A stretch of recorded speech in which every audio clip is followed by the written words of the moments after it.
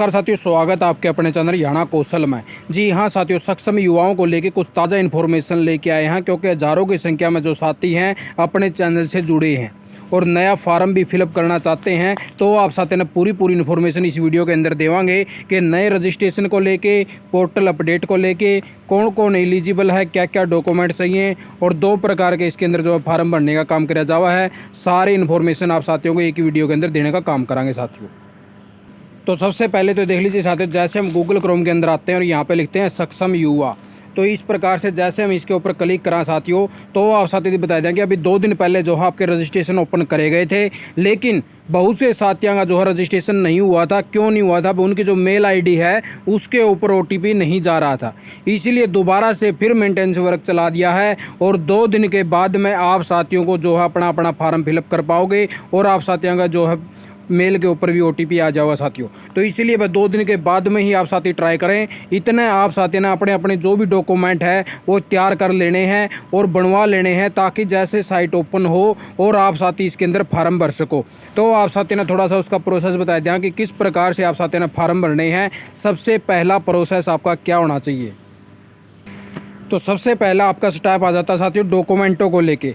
सबसे पहले आप साथियों को अपना जो इनकम सर्टिफिकेट है, जो आपके परिवार पहचान पत्र में जितनी भी इनकम है उसके हिसाब से बनवा लेना है। 1 दिन में आपका इनकम सर्टिफिकेट बन के तैयार हो जाएगा। सरल पोर्टल से ये बन जाता है साथियों। परिवार पहचान पत्र में ओटीपी डालने के बाद में आपको किसी भी सीएससी सेंटर के पास में जाओगे, आप बनवा इसको हो।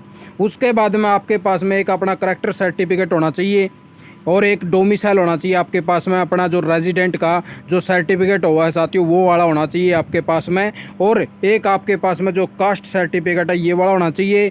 आधार कार्ड होना चाहिए और राशन कार्ड अभी जो है बहुत से साथियों में जो जारी करे गए हैं, तो राशन कार्ड तो आपका बन ही चुका होगा साथियों।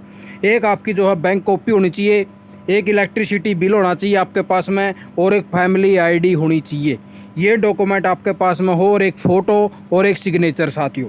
इसके बाद में आप साथियों का जैसे ये डॉक्यूमेंट आपके पूरे हो जाए हैं, आपकी क्वालिफिकेशन की मार्कशीट, इसके अकॉर्डिंग भी आप साथी ने बता दिया भाई। जिस साथी ने अगर कोई +2 12वीं अगर ओपन से कर रखी है तो वो साथी सक्षम युवा का फार्म नहीं भर सकता।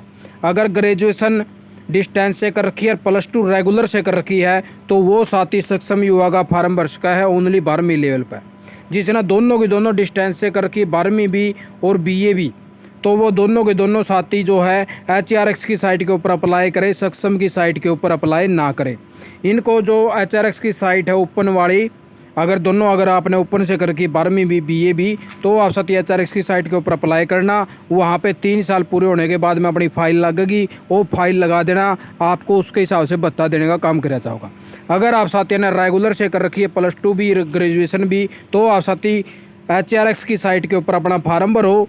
फिर 10-15 दिन उसमें अप्रूवल होने में लगेंगे। अपना एम्प्लॉयमेंट ऑफिस में फार्म जमा करवा के आओगे, वो भी दिखावाएंगे आपने कहाँ से जमा करना है, कहाँ से अप्लाई करना है।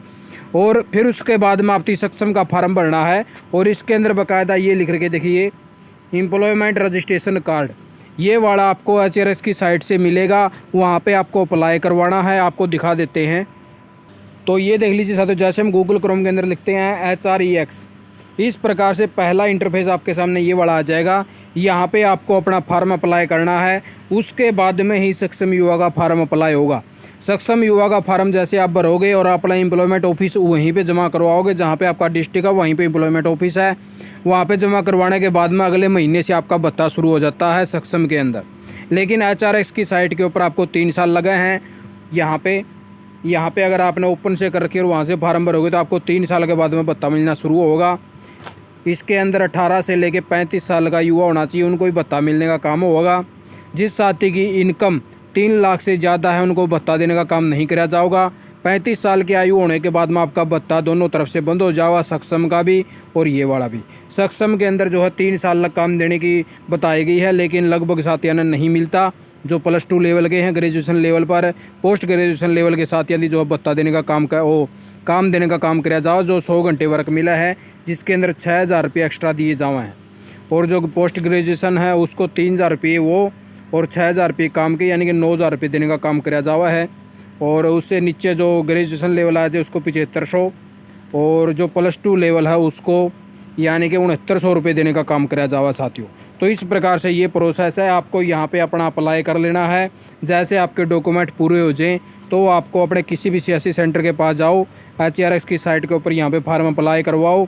यहाँ से आपका जो एम्प्लॉयमेंट आईडी है वो निकल जाओगी। फिर वो आईडी जो आपकी एम्प्लॉयमेंट आईडी आओगी वो आपने जो सक्षम की आप अप्लाई करोगे फार्म, वहाँ पे अप्लाई कर सकोगे साथियों। तो इस प्रकार से जो नया प्रोसेस है शुरू कर दिया है। 2 दिन तक और आपने वेट करना है। इतना अपने 2 दिन तक आपने ये जो भी डॉक्यूमेंट बताए हैं ये अपने कंप्लीट करवा लो, ठीक है। तो फिर आप साथियों का जो है फार्म भी भरा जाओगा और जल्द ही आप साथियों का जो है अगले महीने से भत्ता शुरू हो जाओगा। तो यही कुछ ताज़ा अपडेट आप साथियों ने लेके आए थे, आप साथियों की समझ में आ चुकी होगी। अगर फिर भी कोई क्वारी रह गई है तो अपना कमेंट कर देना, आपके कमेंट को देख के जवाब दे दिया जाएगा। आप साथियों ने वीडियो देख के आपका बहुत बहुत धन्यवाद। जय हिंद, जय भारत, जय हरियाणा।